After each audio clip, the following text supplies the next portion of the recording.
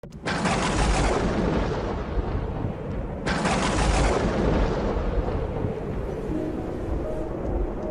ce temps-là, les pharisiens, apprenant que Jésus avait fermé la bouche aux Sadducéens, se réunirent. Et l'un d'entre eux, un docteur de la loi, posa une question à Jésus pour le mettre à l'épreuve. Maître, dans la loi, quel est le grand commandement? Jésus lui répondit, Tu aimeras le Seigneur ton Dieu de tout ton cœur, de toute ton âme et de tout ton esprit. Voilà le premier commandement, et le second qui lui est semblable, tu aimeras ton prochain comme toi-même.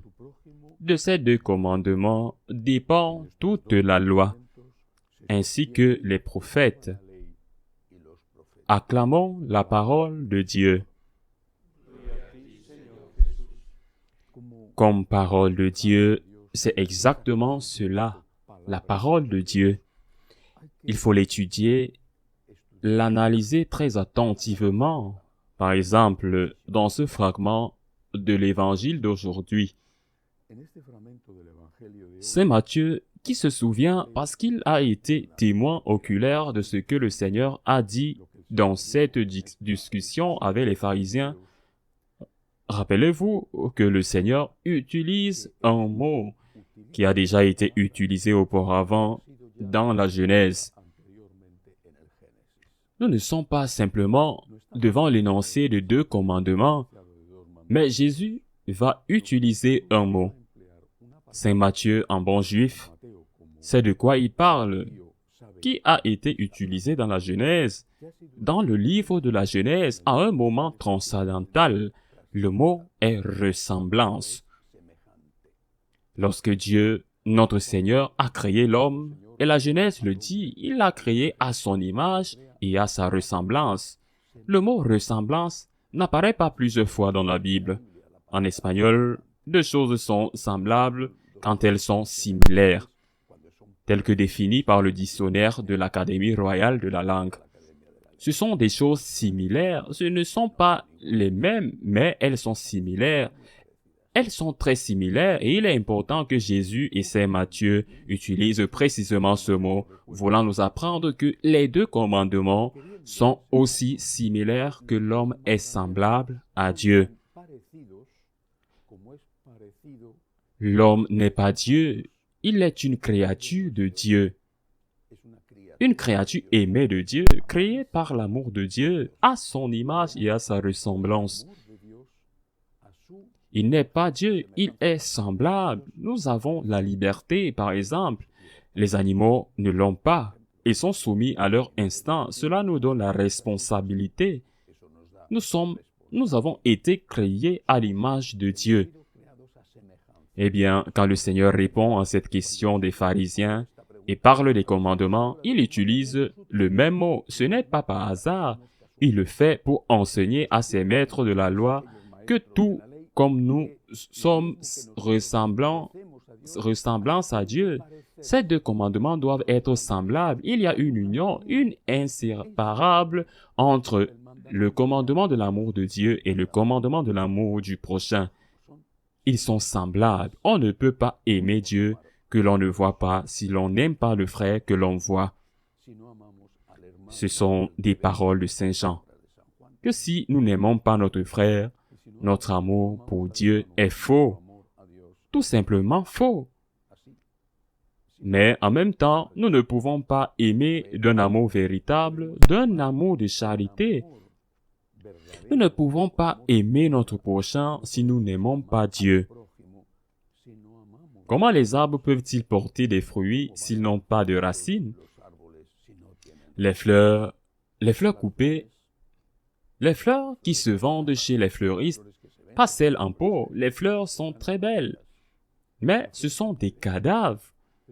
Certaines durent longtemps, les orchidées durent longtemps, d'autres se fanent vite. Elles sont des cadavres, de beaux cadavres, mais des cadavres beaux même, avec un parfum agréable, comme celui des roses. Ce sont des cadavres. Elles sont mortes.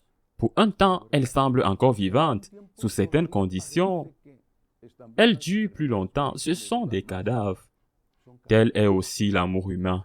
Je ne veux pas dire avec ça que l'amour humain est mauvais. Je vais dire que sans racine, l'amour humain se donne de lui ce qu'il a de lui. En as-tu envie? C'est la formule. En avez-vous envie? Fais-le. Aimerais-tu? Fais-le. Tu ressens quelque chose? Fais-le. Tu ne le ressens plus? Bon, laisse tomber, quoi qu'il en soit. Ton mariage, par exemple, tu ne le sens plus? Je ne ressens plus rien pour toi, chérie. Tu restes là, tu n'en as plus envie. Laisse tomber, tu n'as plus envie de prier. Laisse tomber, tu n'as plus envie d'aller à la messe. Laisse tomber. Nous vivons sous la tyrannie de la dictature hégémonique absorbante, cruelle de la sentimentalité. Si vous en avez envie, faites-le. Si vous n'en avez pas envie, ne le faites pas. Et c'est la grande raison, même les choses qui sont mal vues sont justifiées par le désir. Et je veux dire les choses mal vues, non pas parce qu'elles sont de vrais péchés, mais par les bonnes choses qui sont qui sont mal vues par la société. Tu vas à la messe, ils diront, pourquoi vas-tu à la messe? Eh bien, si vous en avez envie, si vous l'aimez, c'est comme ça. Pour tout, nous sommes sous l'emprise tyrannique de la sentimentalité. Le Seigneur nous apprend ce qu'est la vraie charité, une racine qui doit porter du fruit. La racine sans fruit est inutile et les fruits sans racine sont des fleurs très belles. Des arbres sans racines sont de belles fleurs. Ils donnent l'apparence, mais sont en fait déjà morts. Pour cette raison, il n'y a qu'un seul commandement. Un seul qui a deux aspects similaires. Un seul commandement, aimer Dieu. Priez, priez, aimez Dieu. Allez à la messe, priez. Êtes-vous fatigué? Votre mariage est-il difficile pour vous? Vous n'en pouvez plus avec vos enfants? Le travail est-il insupportable? Tu es malade? Êtes-vous en détresse? Pourquoi n'iras-tu pas chercher de l'aide? Pourquoi devez-vous porter la croix par vous-même? Écoutez la voix de Jésus. Venez à moi, vous qui êtes fatigués et accablés. Venez à moi, vous qui êtes inquiets. Venez à moi, vous qui n'en pouvez plus. Renforcez vos racines. Augmentez votre vie spirituelle. Priez plus.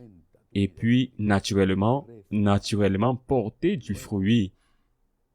Dieu vous fortifie pour que vous continuez à porter votre croix chaque jour, pour que vous pardonniez, pour que vous continuez à aller dans ce métier où vous n'avez d'autre choix que d'aller, pour que vous acceptiez sans désespoir cette maladie qui ne finit pas d'être guérie ou qui n'a pas de bonne perspective, afin que vous portiez du fruit avec amour, par amour pour Jésus, amour du prochain, deux commandements, en fait un seul, car le premier qui est la racine est semblable au second, tout comme l'homme est semblable à Dieu. Nous ne sommes pas égaux, nous ne sommes pas Dieu, et Dieu est Dieu, mais nous sommes semblables à lui, et de la même manière, aimer Dieu est semblable à aimer son prochain. Ainsi soit-il.